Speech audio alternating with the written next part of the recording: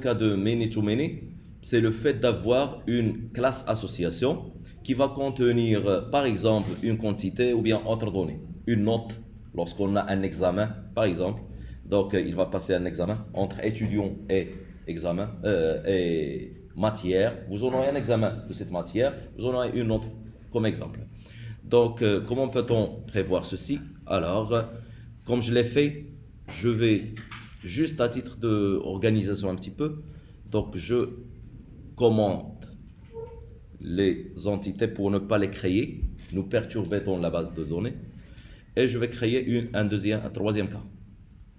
K3. Ça y est.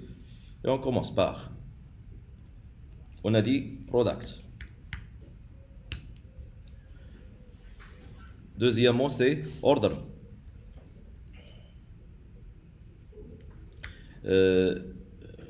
Ça peut vous donner une erreur, ok? C'est ainsi, je vais choisir order 2. Et à la fin, la relation sera order d'être. C'est ça. C'est fait. Pour ne pas oublier, je dois changer la base de données par 5, par exemple. Et je commence. Tout à l'heure, nous avons commencé, nous allons établir ceci. Je vais faire copier-coller de ça. Pas de catégorie, mais dans le cas réel, vous en aurez une catégorie. Alors, on est là. Elle doit être précédée par entity. L'ordre aussi de la même façon, donc at entity. Ici, j'aurai une date, par exemple. Une date. Je vais dire create at. Et bien sûr, là, ça va être aussi, ça c'est la relation at entity. J'aurai l'id et j'aurai aussi double, le quoi?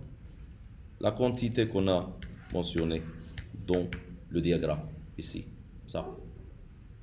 Bien sûr, vous pouvez l'enrichir dépendant de la réalité, donc c'est pas notre objectif maintenant.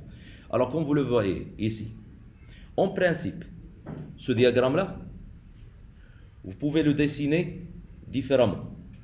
Ok? Donc on doit, si vous voulez, je vais le dessiner différemment ici. Regardez. Je vais dire là, par exemple, je le fais ici comme ça. Ok? Et j'aurai ceci ici.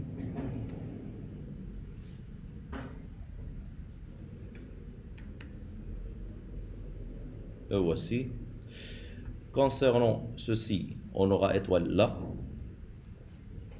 Et cette étoile, elle sera ici. Ce qui reste, c'est quoi? Ça veut dire qu'il y en aura un 1 ici. C'est le 1. Ok? 1. Et dans l'autre côté, ça va être le 1 aussi. Vous avez compris un petit peu le chose? Donc, ça, il est devenu facile à faire. Alors, dans le côté product, je dois établir one-to-many, semblablement à ce que je viens d'établir. Dans le côté order, la même chose, one-to-many. Dans le côté order details, il doit avoir many-to-one, many-to-one, two times. Deux fois. Alors, on commence par product. Alors, où est le product? Je vais clôturer l'ensemble et ouvrir juste product, celui-là. Alors, comme on l'a dit, ici c'est product, ça va être one to many. Alors, one to many, je vais faire passer le mapping. Là, je vais dire c'est product. Il est lié à quoi? Il est lié à many, c'est où? C'est dans la relation. Donc, ça va être order details. C'est celle-là. Bien sûr, c'est la liste de celle-là. N'est-ce pas? La liste de ceci, puisque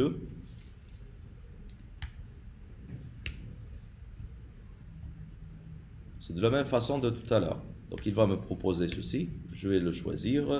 Je l'initialise comme je l'ai fait. Point virgule. J'ai fini cette partie. Donc, pour nous, nous allons prendre le même contenu, puisque ça va se répéter dans le cas de l'ordre. Donc il a la même liaison, comme ça, vous pouvez voir, il a la même liaison qu'ici. Donc je reviens, au lieu de faire product, je vais établir order 2, par exemple. C'est fini. Ce qui reste, c'est quoi? C'est la partie de la relation. Donc dans la relation, c'est quoi? C'est many to one. Many to one. Je vais établir at many to one. At many to one. Et quoi d'autre? Je dois spécifier le produit. Donc je déclare ici un product. Tout ça, je le répète une deuxième fois pour qui? Pour l'ordre. Le voici, order, c'est fait. On a fini. Ça, c'est la solution pour établir ceci. Je vais exécuter. Il va me créer la base de données 5. Bien quoi? Donc ici, il doit me créer 3 tables. Il m'a créé 3 tables, comme vous le voyez. Ok? Où je vais revenir et bien sûr et importer les ID dans la nouvelle classe. Donc si je reviens ici, dans le 5, j'ai le produit, donc ID product, j'ai la date de création, et dans la liaison, on a importé quoi? Les 2 ID avec l'ID et compte-titre. C'est ainsi, il a 3 ID. Vous voyez ici? Donc,